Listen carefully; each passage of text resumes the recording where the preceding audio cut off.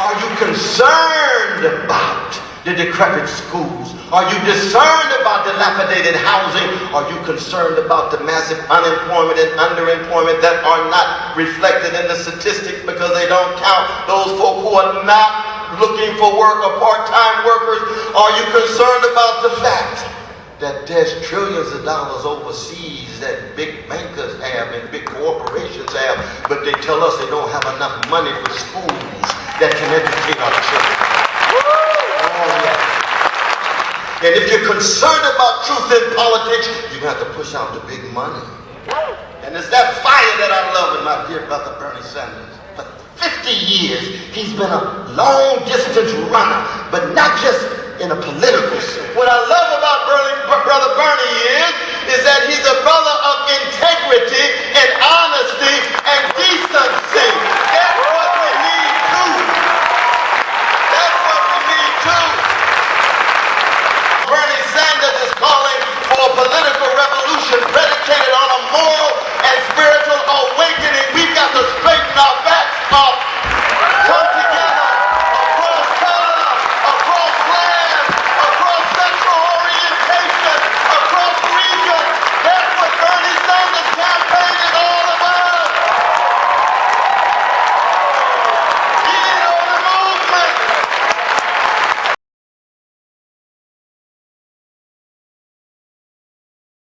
You'll forgive me, but I'm going to bore you with facts. I'm not great at jokes.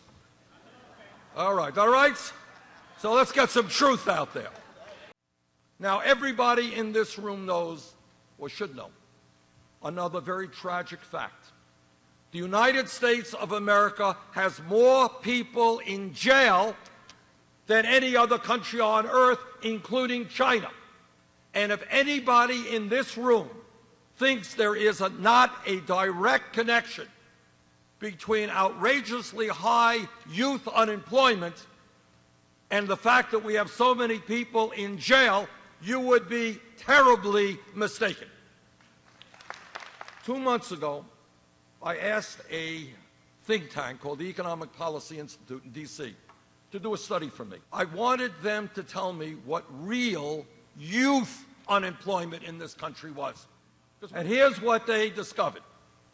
If you're talking about high school graduates who are unemployed or underemployed, if the kids are white, the number is 33%. If the kids are Hispanic, number is 36%. If the kids are African American, youth unemployment is 51%.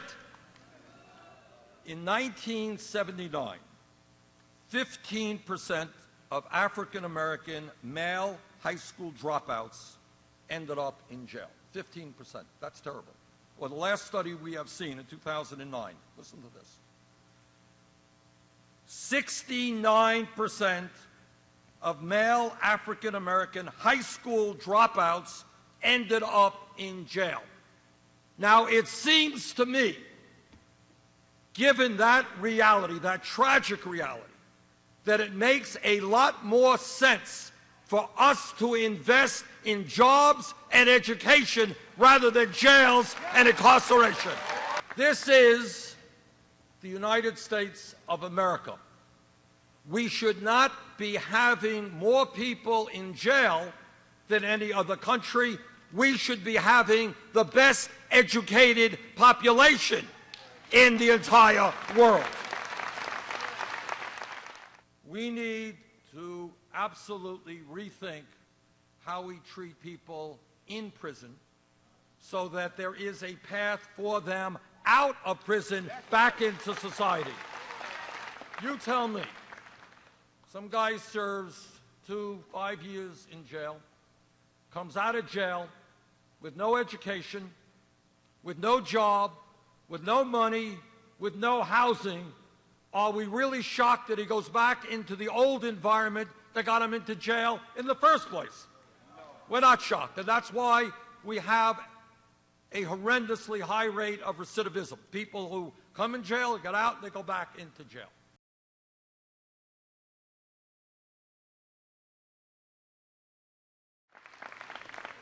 But when we talk about making the United States the kind of nation we want to become, we all understand that tragically, racism remains alive today, and our goal together must be to end all forms of institutional racism and make major reforms in our criminal justice system.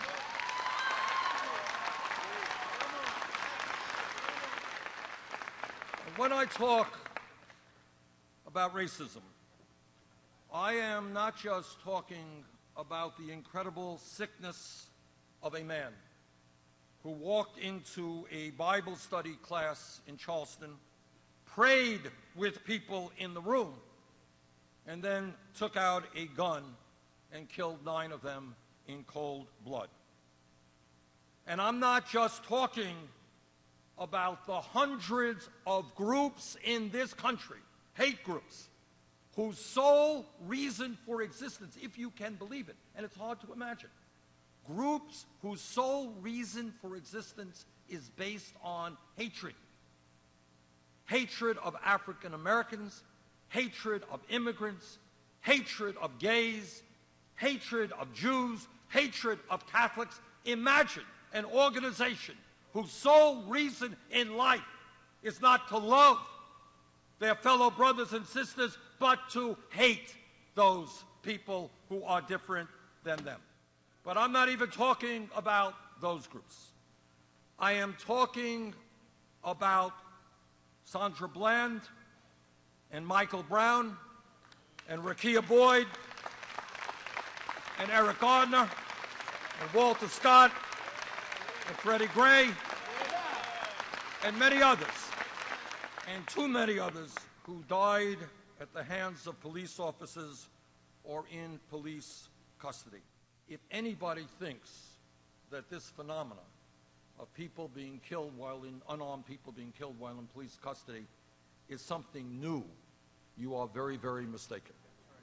It has gone on for a very long time, but the only difference is that way back when we didn't have these things. And now you're seeing it on TV. In my view, the vast majority of police officers in this country are honest, they are hardworking, and they're trying to do a very difficult job. Many of them are underpaid, many of them are undertrained, and many of them work under incredible schedules that make their lives very difficult. But let me also say this, that like any other public official, if a police officer breaks the law, that police officer must be held accountable.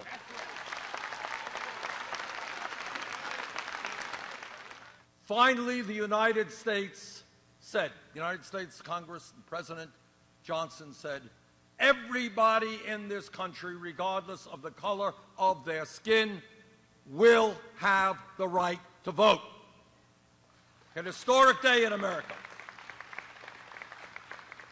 But as you know, that important piece of legislation has been significantly gutted by the Supreme Court decision of 2 years ago. I regard it as a disgrace that literally hours after that decision, you had Republican governors and public officials figuring out ways as to how they could suppress the vote, how they could make it harder for poor people or old people or people of color to vote. If you think somebody else is going to do it for you, you're wrong. We've got to do this together. So this campaign is not just about electing Bernie Sanders. That's not enough. I need your help during the campaign, and I will need your help the day after the campaign. We can, brothers and sisters, live in a country where every American, no matter their race, their religion, their disability, or their sexual orientation, realizes the full promise of equality that is our birthright as Americans. That is the nation that I believe we can become. And if we stand together and not allow them to divide us up by the color of our skin, or whether we're a man or a woman, or whether we're gay or straight, or whether we were born in this country or born someplace else. If we stand together, that is the nation we can create and the nation we must create. Thank you very much.